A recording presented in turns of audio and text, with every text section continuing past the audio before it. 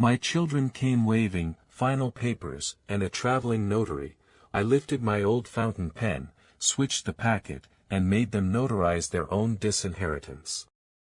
Before we dive deeper, don't forget to subscribe and drop a comment letting us know where you're tuning in from.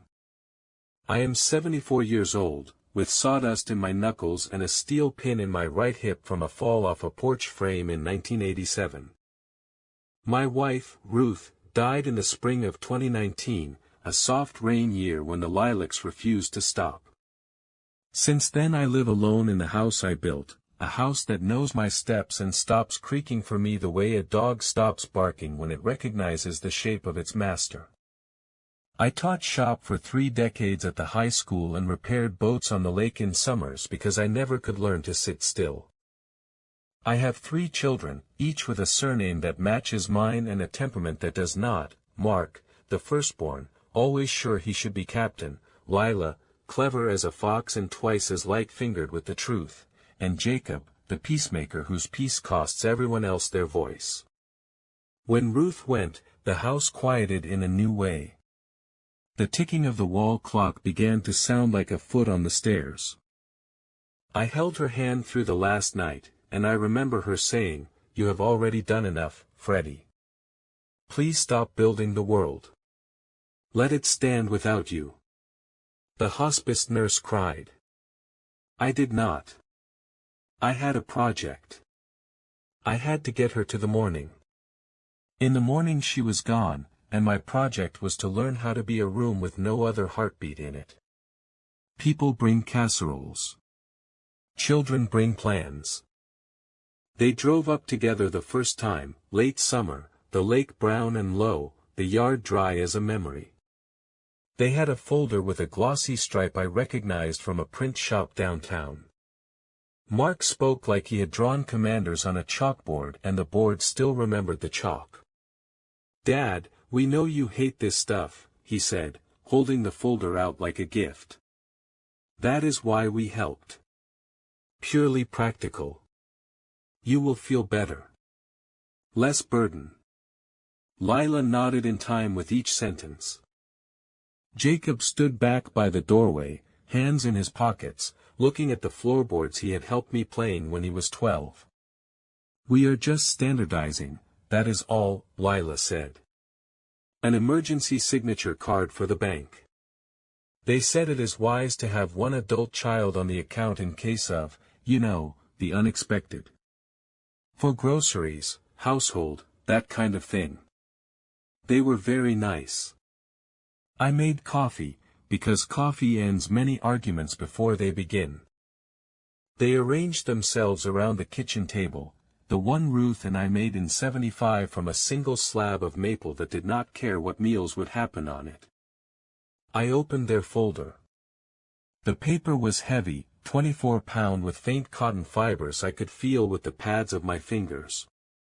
The typography hurt my eyes. "This is a curse from teaching.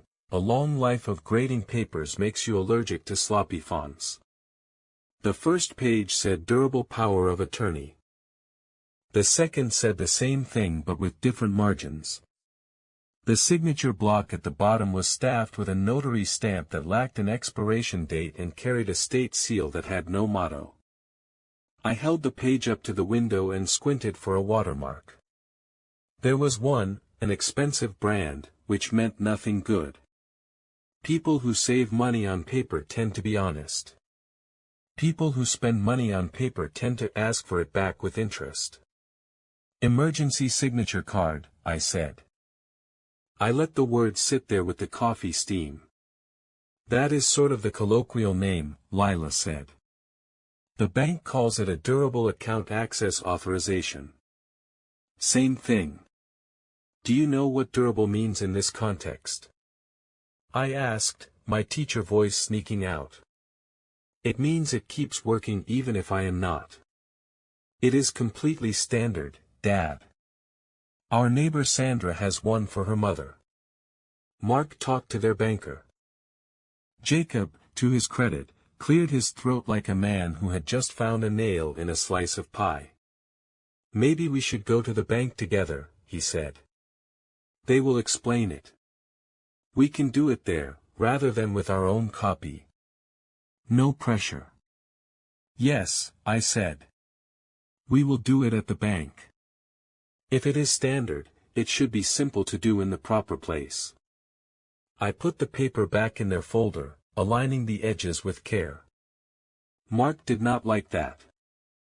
He wanted me to sign on my kitchen table, with his pen, under his tempo, the way he had wanted me to stand to his left at his wedding photos because the left was his good side. The second attempt came with the smell of antiseptic. It was after Thanksgiving. I had slipped on 2 leaves frozen together on my back step and given my elbow a bruise that looked like an angry grape. The urgent care physician asked if there had been any dizziness, any loss of consciousness. I said no. I said I am too stubborn for that. He smiled as if stubbornness was a blessing.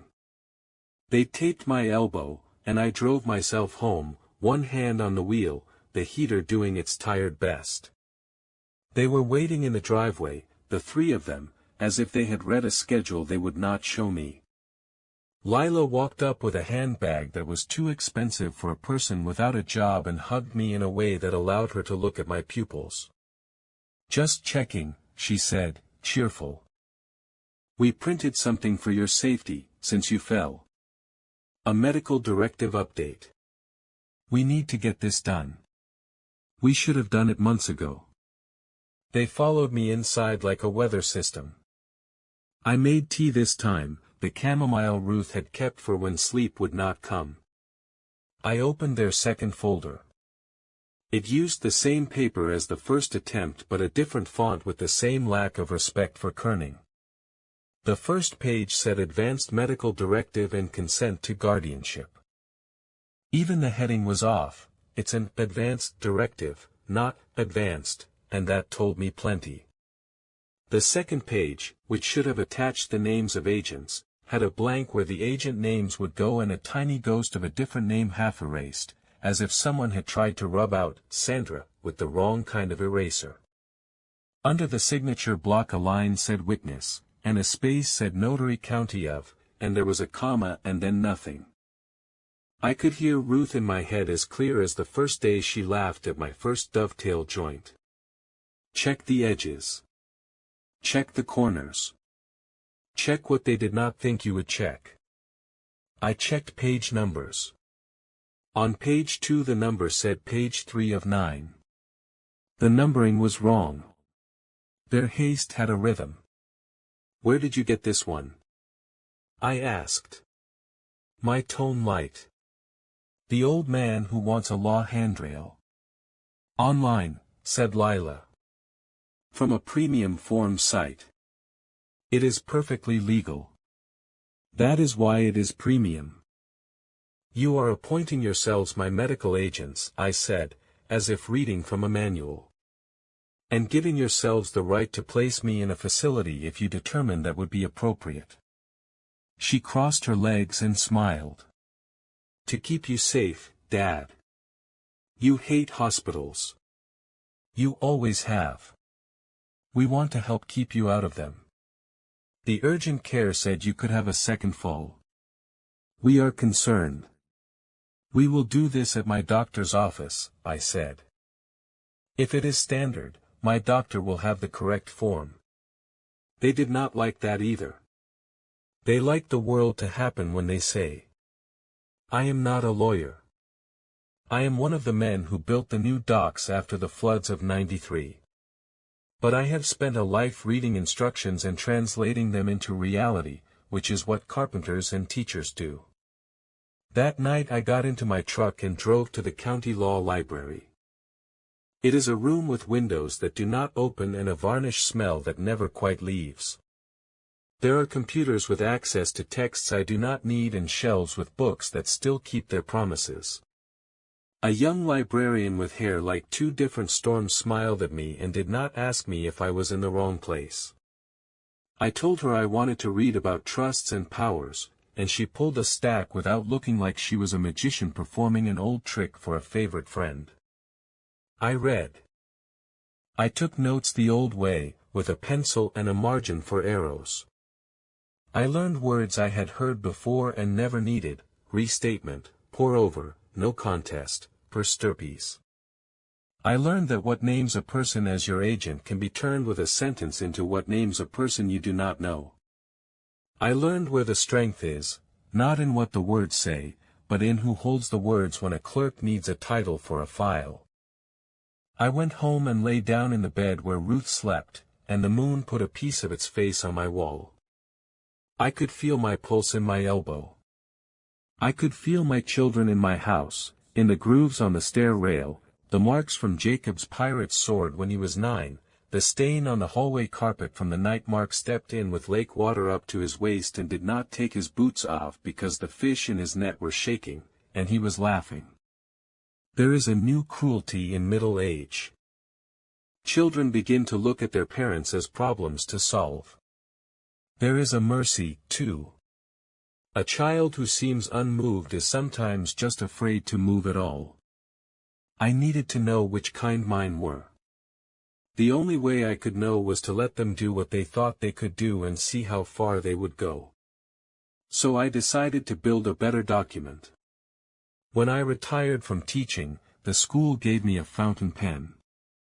It is black and fat and heavy as a promise, and the nib writes a line that looks like it cares what kind of paper you chose today.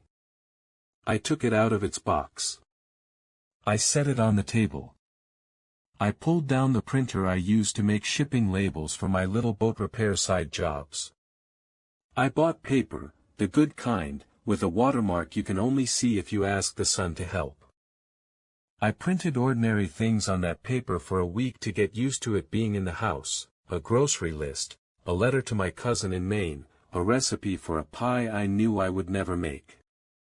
Paper has a soul. It needs to trust you. The third attempt came in winter with a notary who was not mine. The knock was brisk. They did not wait for me to say come in. They made a procession down my hallway like a choir with no song. A woman followed them, carrying a little case. She had a stamp and a smile, the kind that says you only need to put your name here and we can all go home. My children had borrowed authority like a jacket, and it fit them well enough to confuse a stranger. "We finally did it right," said Mark, triumphant. He laid the folder down and did not release his hand from it. We contacted a firm. They gave us a package.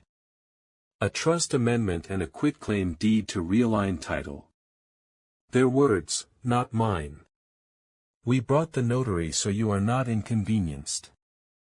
Lila looked around at my walls and put on a face that pretended she had memories in this house.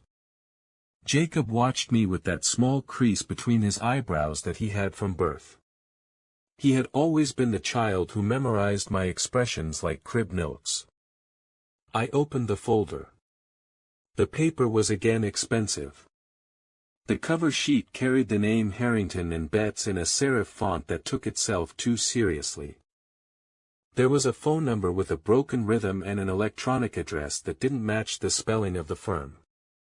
The amendment inside began with a title that did not match the name on the trust Ruth and I had created years ago. In our trust we had used the year written out in words. In theirs, the year was numbers. The defined terms did not carry through from section to section. The deed they had included used the words bargain and sale in a county that does not use that form. The notary block named a county 100 miles from ours. The margins assumed a recorder who lived in a different century. It was not quite a forgery. It was not quite a scam. It was a lazy person copying from a place that sold words to suckers. That is its own kind of theft. "We will go to my bank if we are signing today," I said. "If I am to sign a deed, I want to be in a building that will still be there tomorrow." No offense to the nice lady with the stamp. The notary smiled and said none taken in a careful voice. She would have asked for my driver license and applied her seal without looking at the title of the document she notarized, which would have been honest and useless in equal measure. My children did not want to leave my kitchen. They wanted me to be small in my own chair. They wanted what they wanted to look like what I had asked for. I have a free notary at my credit union, I said. They will scan me a copy when we are done. You can have a copy too. We will all feel better. They consulted each other with their eyes, which is how families proceed when words are too expensive. In the end, Mark agreed, because he could not say no without saying the name of the thing he was saying no to. We went to the bank. The December wind braided itself through my coat like a critic. They stood behind me while we waited. The television on the wall told us about a storm in a different state. While they waited, I used my mind like a pencil. I sketched the next steps. I had spent the week writing my own restatement of our trust. I had sat at the law library and copied the structure of valid restatements as if I were learning a new joinery. I did not try to make a contract where a relationship should be. I made a house out of words. The first provision restated the name. The second catalogued my power to restate. The third revoked all prior amendments, including 3 that never existed anywhere but in the imagination of the person writing it. The fourth named beneficiaries, a scholarship in Ruth's name at the high school, a clean water fund for the lake where we taught the kids to swim, an endowment for a shelter that helps grandfathers who love tools more than pills. Then there was a clause that reads differently depending on who is reading it. It is called a no contest clause. It says, if you fight this, you lose. More to the point, it says, I am done being forced to prove what I meant to do. I also prepared transfers that move quietly. I went to my bank and changed every account I could to payable on death to the trust. I updated the title of the truck that held me when Ruth and I drove to the fair in '74 and she won a carved mirror by guessing the number of nails in a jar.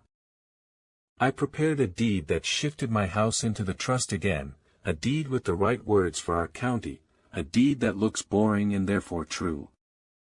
I signed none of it yet.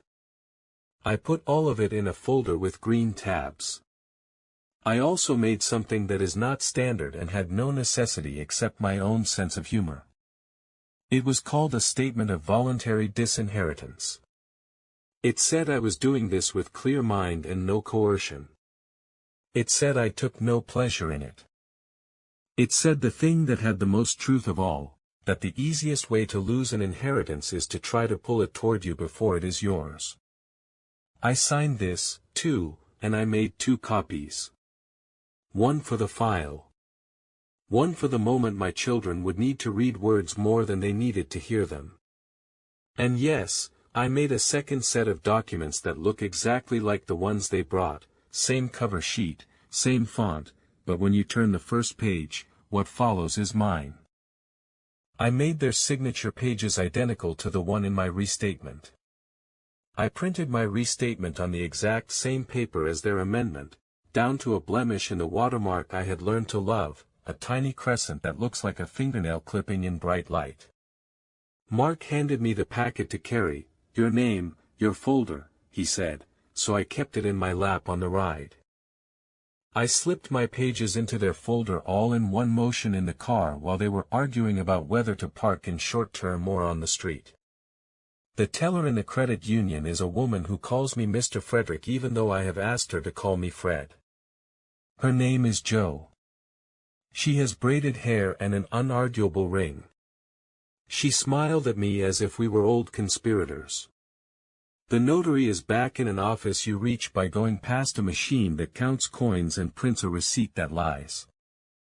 The notary took my license. She spoke to me and not to my children. She asked if I was signing of my own free will. She asked if anyone had promised me something in exchange for my signature.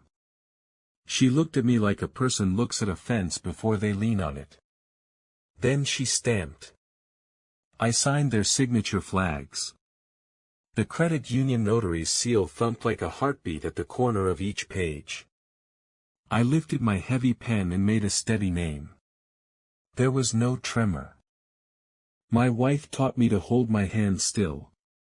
Once, after my shop students had a run of poor joints because they wanted speed, she brought a tray of cookies to the classroom and handed them out only to the ones whose dovetails fit. That is a woman who educates without apology. I thought of her as the notary pressed her seal into my choice. When we finished, the notary made scans. She handed a set to me in a paper sleeve. I asked if she could email a copy as well, for off-site storage. She nodded. I said, please include the cover page as well. She looked at me a little oddly and said of course. We all shook hands with no warmth. We went back to the parking lot. My oldest son put his hand on my shoulder and squeezed as if forcing me into a jacket. You did the right thing, Dad, he said. You can rest now. I will, I said. Soon. At home they drank my coffee and did not talk. They had the behavior of burglars at a dinner party, trying to blend in. I waited for them to leave. When they did, I stood in the doorway and felt the way a house exhales when its doors close. I did not confront them yet. Not for another 2 days. For 2 days I carried my paper sleeve like a talisman and thought about a conversation I would have to have with 3 children who share my blood and do not share my patience. On the second night I wrote 3 letters. If you ever want to write a good letter, be sure you have a bad one to write first, and burn it, and then begin again with a tone that has learned something. The letters said, I love you. I will always be your father. You brought me false papers 3 times. You asked me to put my name in service of your fear. I prefer truth. Also, your inheritance is now entirely a matter between me and the charities that will honor your mother in the only way she would have approved. You may take comfort that her name will live longer in scholarships than it would have in your kitchen remodel. I also printed my will, now just to pour over to the trust, with a no-contest clause that reads like a dare you should not take. I made an appointment with an attorney, just for my record, just for advice. She is 40, with a voice like an instrument she learned as a child. She read my documents and only once asked why I had decided to do it alone. I told her that a man who can set a beam level can read a sentence and make it stand true. She told me I had a nice hand with margins. She added 1 line to the restatement, a sentence that says the reasons for this plan include but are not limited to the events documented in the attached statement. It was plain and dangerous. I attached my statement of voluntary disinheritance. I attached copies of the 3 attempts. I attached a photograph of Ruth at 32, because she made every part of my love more legal than any document ever could. On the 3rd day I invited them for dinner. Winter had put its hand on our roof. The lake lapped like an old dog trying to get comfortable. I roasted a chicken the way Ruth taught me, with lemon under the skin and thyme where it can do good work. I laid out plates that had been gifts. I folded the napkins the way my father did. When they arrived, I took their coats. They were smiling, soft with victory. They were already counting a house as a number that meant something to their bank.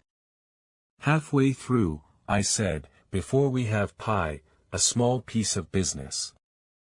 I brought out the paper sleeve. I handed them each a copy. I watched their faces arrange and rearrange themselves like someone set to work with a puzzle missing the corner piece. This is the amendment, Lila said, her voice high. From the firm. We already have a copy. That is the cover, I said. Please turn the page. They turned the page. It is a special silence when you watch your children read a sentence that rejects them. Mark read faster. He looked for a word he knew and tried to build an argument against the other words. Lila read like the paper had turned hot in her hands. Jacob read each word as if each one might fix the one before it if he inhaled gently. Their eyes moved like fish in shallow water. They reached the list of beneficiaries. They reached the clause that spoke to contests. They reached the sentence about the behavior of my children. They reached me. "You cannot," said Mark, first. He knocked his knuckles on the table. He used to do that in high school when he did not want to hear the part where he was wrong. "Dad, this is not what you signed. This is a trick. This is what I signed," I said. "In front of a notary you brought to my bank. It is valid. It is scanned. You brought me a package 3 times. I used your package." Lila's face did a thing I have seen only once before, the night she realized the little girl across the street did not want to be her friend anymore. Her hands trembled. Her mouth opened and then closed. "But the deed," she said. "The house. The deed in your folder used the wrong form. This one does not. It is recorded now. The recorder sent me a confirmation number. You like numbers." I pushed a white envelope across the table. Inside was a copy of the recorded deed. If you have never held a copy of a recorded deed, it feels like holding a very practical kind of ghost. Jacob put his head in his hands, then lifted it again. He looked at me with eyes that had not known tears since he was a boy bleeding from a scraped knee. "Dad," he said. "We were trying to help. We were scared. After Mom. You were trying to control me," I said, untender but true. "It is not the first time. It will not be again, because this closes the door. You will be less scared now, perhaps. There is nothing to fight for that you think you want." "Is this a joke?" asked Lila, reaching for a tone she thought might put us all back in a different room. "Is this one of your lessons? We learned it. You can switch the papers. We are all very impressed. You can stop now." "No," I said. "I will not stop. It is done." Mark stood. He pushed his chair back so hard it met the wall and made a sound that old plaster makes when a fist remembers something. "You will undo this," he said, and pointed at me like I was a boy. "You will go to a real attorney, and you will undo it." I went to an attorney. She approved it. She made it better. You would like her. "You will fix it," he said, louder. "You will lower your voice in my house," I said. The voice I use when a class would not stop testing me. "We will have pie. Then you will go home." For a moment I saw my son. Not the man with a jaw he works like a bolt cutter, but the boy who cried when the neighbor's cat died in a snowstorm because it chose the wrong night to try to get home. I saw organs under the armor. I saw hunger under the plan. I saw my failure mirror their own. I had not taught them well enough to value what we did not measure. This was also my fault. I did not say this. I cut the pie. Ruth always bought one pie and made another. The made pie is the one you give to the people who come with bad news. The bought pie is the one you eat when everyone leaves. That night I served the bought pie. I put out the good plates. We ate, jaws moving, nobody tasting.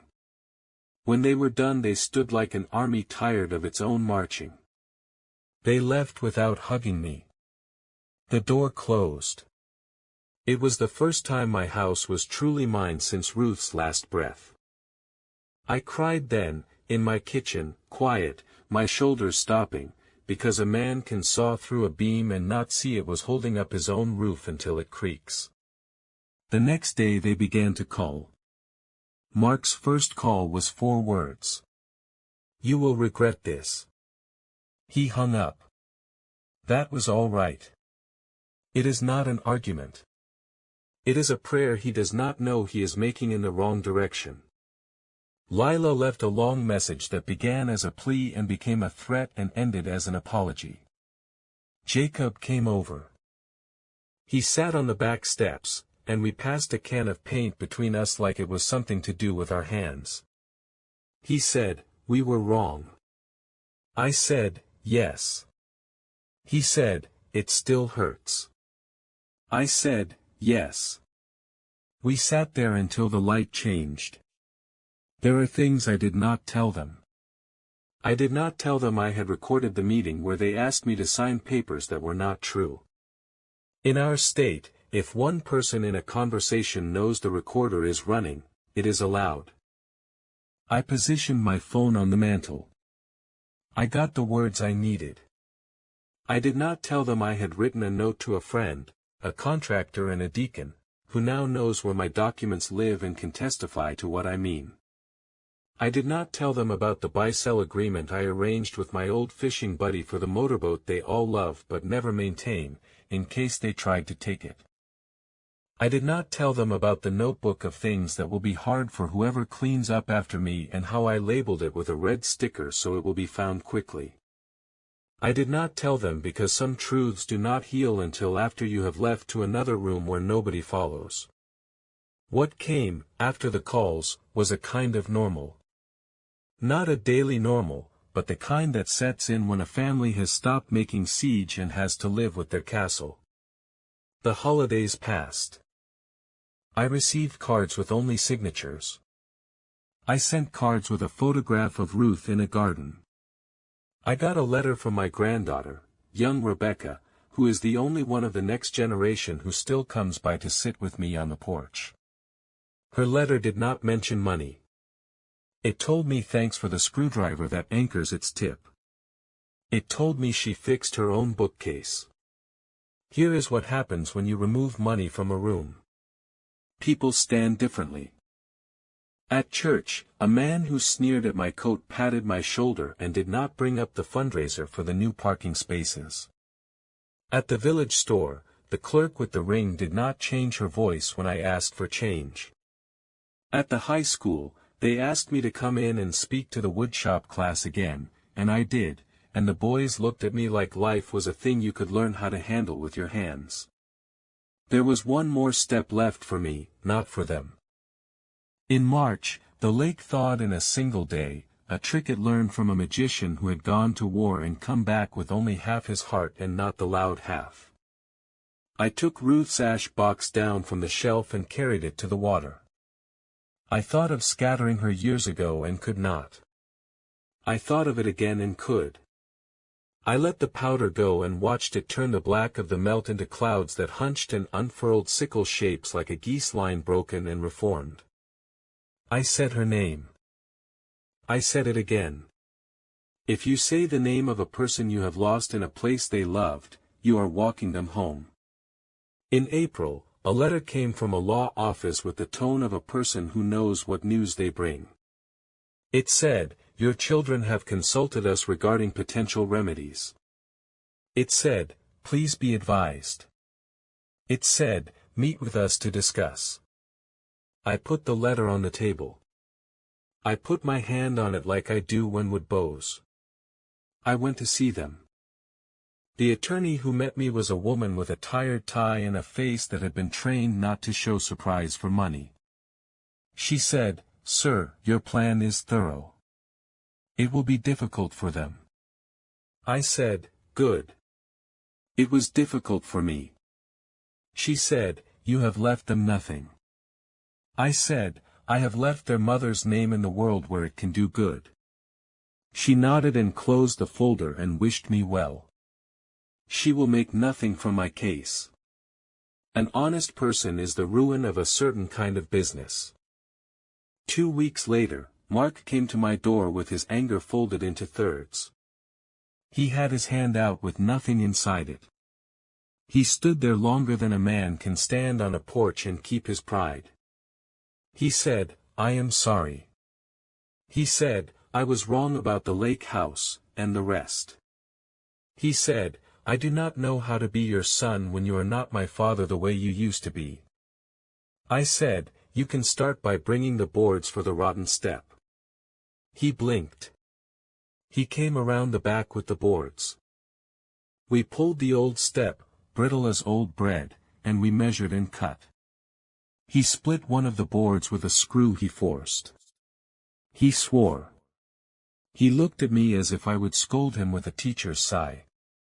I did not. We replaced the step, and he left. On the top board, on the underside where nobody sees, he wrote with my carpenter pencil, I love you. It is still there. It will hold until it does not. Summer arrived like a truce. I took on 3 boat jobs. I changed the oil in the truck and did not ask anyone for help lifting the hood. I walked 3 miles most mornings and waved at the same dog who does not like me and never will. I taught the widow next door how to use the drill she bought after her husband's brother did not show up to fix a fence. I slept like a man who had emptied his pockets and put his boots by the door. If I am writing this for anybody but myself, it is for the old man who holds a pen and thinks he is too tired to hold it up. I am not a hero. I built a trap out of sentences because my children built one out of fear. There is no joy in the sound a trap makes when it closes. There is satisfaction that keeps you fed and sadness that keeps you awake. I have both. The charities I named write me letters with photographs of things that came from Ruth's good name. 20 laptops for students who cannot afford to hear the sound a key makes when it does not belong to somebody else. A polished drinking fountain at the trailhead where the dog who does not like me sometimes drinks. A plaque in the high school hallway with her maiden name spelled correctly, which would have made her blush. I stand in front of that plaque when the building is empty and say the word sweetheart to an air that is kind to me because I helped build the shelves that hold the universe together in small places. Last week, Lila stopped by. She did not come inside. She stood at the bottom of the steps like the world was an edge. I am pregnant, she said, eyes on a point near my shoulder. I wanted you to know. I am not here for anything else. Good, I said, and meant it like a sentence that closes a paragraph and opens a chapter. Bring me the child when it comes. I will teach it what a plane is. I will show it how to make a straight line. If it is yours, it will need that. She nodded.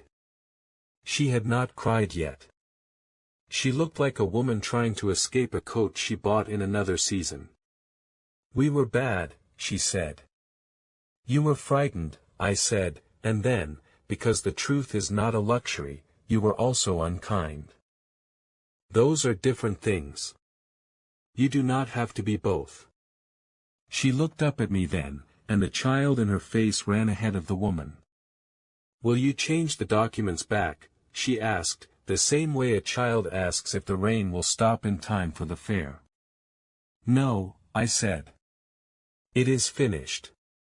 But I will change my calendar for you. I will change the way I speak to your child. I will change the step on the front porch so it does not creak in the night when you carry the baby inside for the first time. Those are changes I can make without lying to anyone. When she left, I sat on the bottom step and felt the weight of the house above me and the weight of what I had done. It held. The plan held. The sadness held too, but it is a clean sadness, like a polished floor. You can walk on it. You can fall and it will not splinter under you. This is not the ending I would have chosen. The ending I would have chosen is the one where all 3 of my children sit on my porch in August eating peaches and spitting pits into the grass, arguing over who loved their mother more by the precise number of casseroles they brought to our door. That is not the world we got. We got the world where a man walks into a bank with a folder and walks out with a new spine in his back. It will do.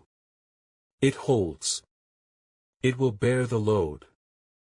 And when I sign my name to this last paragraph, I will use the heavy pen my former students gave me on the day I left the classroom, and the ink will dry in the cold light like it always does, steady and dark and final where it needs to be, lighter at the end where the pen lifts, like a hand that learned to let go of what is not his anymore. Hello everyone, and thank you for watching. I truly hope you enjoyed listening to the story as much as I enjoyed creating it. If you did, please consider liking the video and subscribing to the channel to help support the creation of more stories like this. Have a great day or evening.